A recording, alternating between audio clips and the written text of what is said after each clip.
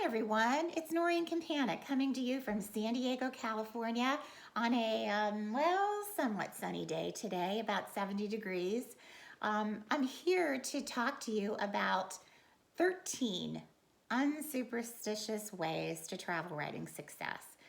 Rather than write it up in an article, Declan Alward and I thought that it might be really nice to do something on a video instead. Changing it up, it's kind of nice to do that. So here I am coming to you via video instead. So let's talk about these 13 unsuperstitious ways, as I call them. You know, in some cultures, 13 is considered an unlucky number. Did you know that most high-rise hotels don't even have a 13th floor? And Friday the 13th is considered an unlucky day. Even American baseball is so full of superstitions that they say that there's probably as many superstitions as there are baseball players. Personally, I've never put a whole lot of credence on luck or superstition. And actually, last month was an amazing one for me because even during the pandemic, I had 13 published articles. And I had one amazing all-inclusive press trip to Mexico that was kind of shoehorned in when we could have a little bit of safe travel at that time. But I didn't chalk any of this up to luck, and I don't. I chalk it up to knowing what it takes to succeed in the world of travel writing. And speaking of 13, one of my favorite professional football players of all time is Dan Marino of the Miami Dolphins. He wore number 13 his whole entire career with the Dolphins, and guess what? He made it to the Pro Football Hall of Fame. Well, actually, last month, as I said, was a really terrific month for me, and I got to thinking about this whole concept of superstition, and I thought, you know, travel writing has a lot of superstitious people out there too. There's these widely held, unjustified beliefs that it's impossible to break into the world of travel writing, or you can't make any money in travel writing. And I'm going to assure you that is just not true. So people give up, they quit, and it's really sad because they're giving up their dream because what it really came down to is they just didn't have the right tools to succeed. I have over 500 published articles, and I'm actually heading to the 600 mark pretty soon here, perhaps by the end of the year. And pre-COVID, in 2019, I was invited on 23 all-inclusive press trips. So it's not about the luck, it's about having knowledge of the system and knowing how the game is played. So today I'm here to share with you 13 quick ways that you can set yourself up for success. Things that you can do to help make your dream of becoming a travel writer come true. And I can assure you that if you follow these, you'll be seeing your name in print, enjoying the perks of this really fun, amazing life of freedom. Let me step back a little bit to tell you that I wasn't always a travel writer. I spent 40 years in the medical profession, almost 35 of those as a registered nurse. So I did not come with a background of journalism or English or anything like this. But it didn't matter because there are things that we can do as travel writers to set ourselves up to be very successful in this world of writing. Let's start with the first one. It all begins with a solid learning base.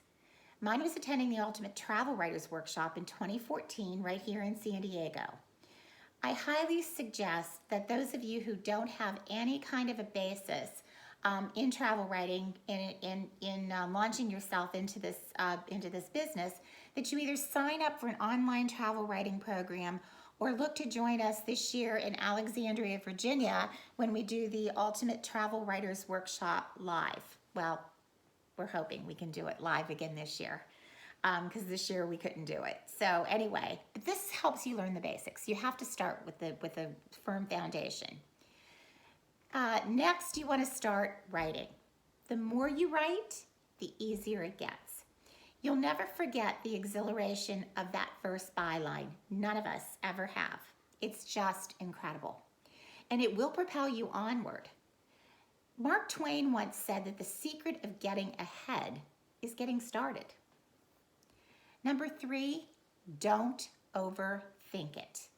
This is one of the things that causes writers to freeze up and do nothing. I've heard some of my colleagues describe it as, I had to get out of my own way. I felt like I was tripping over my own 2 feet. And it's so very true that when we think about that whole process of overthinking it, that's what it really comes down to. The next is to read other writers' stories. I set time aside to do just that early in my career, and I still do.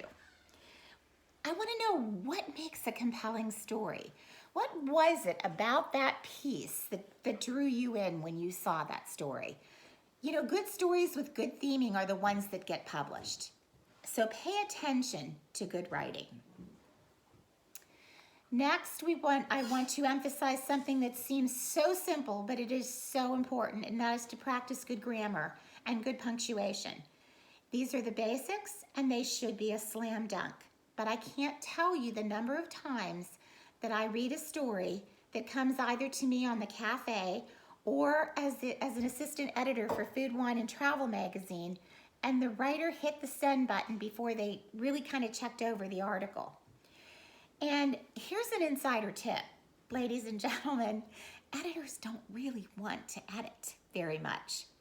And if you frustrate them by sending things that you haven't checked the spelling and punctuation and things like this, they're gonna be really frustrated and they're not gonna wanna work with you in the future. Number 6, be easy to work with.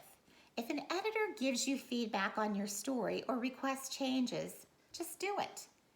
It's not about you, it's not personal, it's not meant to, damage your ego. It's just part of the whole learning process. And it's happened to all of us. If you take the feedback that your editor gives you to heart, make the changes, thank them for taking the time to give you the feedback. After all, they read your article. The editor's going to love you for it. And they're going to say, wow, he or she is so easy to work with. I want to work with them again in the future. Next, and this is so easy to do as writers, don't go it alone. Travel writing itself can be an isolating world, especially these days with the COVID-19 restrictions.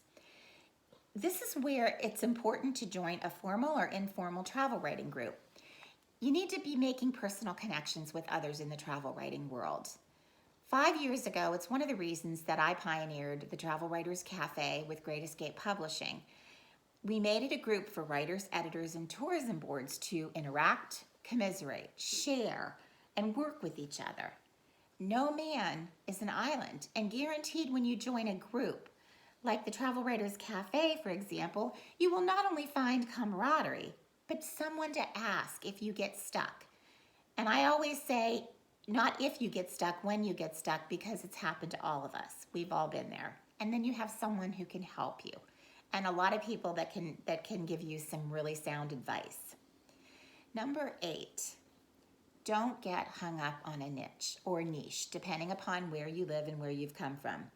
If that's your only thing, that's okay. I have friends and colleagues who only write about food or wine, spas, luxury travel.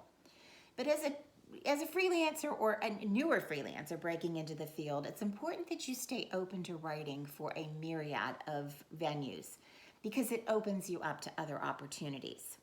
I always think of it like this. A destination is multifaceted.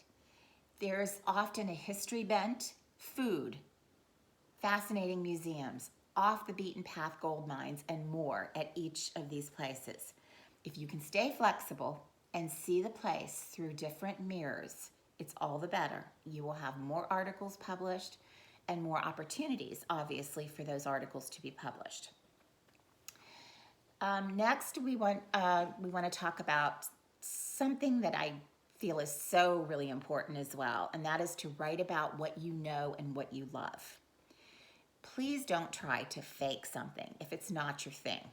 The editor will know, and believe me, so will the readers, and they will call you out on it. I remember one article that was covering a winery that I had visited last year on a familiarization or press trip. I loved that winery, and when this writer wrote this, and he didn't even like wine. It was so obvious to me that he wasn't a wine person, but even more so, his article didn't even sound like the amazing place that I visited, and that's really kind of sad. Number 10 is to promise only what you know you can deliver. If you're invited on a press trip, follow through with the articles that you have agreed to. You never want to get on someone's naughty list, especially in December, right? Anyway, writers who don't deliver, excuse me. And these lists are shared between different reps, so you just don't want to do that. But here's a little insider tip of what you should do, because I would much rather talk about what to do than what not to do. If it's called the under promise, over deliver concept. If you land another publication for a story, go for it. The destination reps or the venues will be so very thankful that you did that. Number 11 is to join a professional writers organization. Now, this is different from the Travel Writers Cafe that I was just talking about, because this is actually kind of a next level up. The collaboration with other travel professionals and professional development is so important. There's several out there, including one I particularly love, and that's the International Food, Wine, and Travel Writers Association. This is my go-to group of wine, food, travel writers, and I must say, a lot of friends. It also establishes you as a true professional within the travel writing community. Excuse me. Okay, next, you want to think about writing for multiple publications. Here's why. You can't hitch your wagon to just one star. Publications and editors come and go. Publications fold. They're bought out, or they no longer accept freelance submissions. If you only have one go-to and this happens, you're kind of dead in the water. And it's a place you don't want to be. You don't want to have promised an article to a destination and then all of a sudden not be able to deliver on that because the publication folded. Always keep looking for magazines that match the type of stories that you like to write. Keep a database of publications so that you, if this happens, and it does, that you have other places that you can go to pitch your story. And last but not least, number 13. This is probably by far the most important that I really, really want you to take to heart. And that is to establish your pattern of excellence in everything you do. Your writing, your professionalism, your relationships with editors and PR reps and other colleagues, and your behavior on press trips. You may have heard me say this before, but I can't stress it enough. Establishing a pattern of excellence makes you stand head and shoulders above the crowd. This will split you out from the pack. I remember one writer telling me, and I was just so shocked and amazed when I heard this. He said, if I'm writing for a publication that doesn't pay or doesn't pay well, I don't work as hard on that article. And I guess that confounded and really surprised me, because my whole take on this is, wait a second, this is a byline. This is an article with your name on it out there on the internet. Don't you want your work to shine no matter what? Do you want a publication's editor to evaluate your writing skill based on that half-hearted article? Not me. So this is why it is just so important that you set yourself up as being better than other colleagues, not colleagues, but other travel writers out there in the field who might not know any of these things. So I hope that I've given you some food for thought here in sharing some of my insider tips for success. Sorry, I'm just getting over laryngitis. Remember that it's not about luck or circumstance, but it's really in getting out there and, just like Nike, just doing it. I know this because I've done it, and I continue to do it every single day, just like you. Thanks so much for joining me here today. I hope my tips have been helpful in toward your own personal journey to success.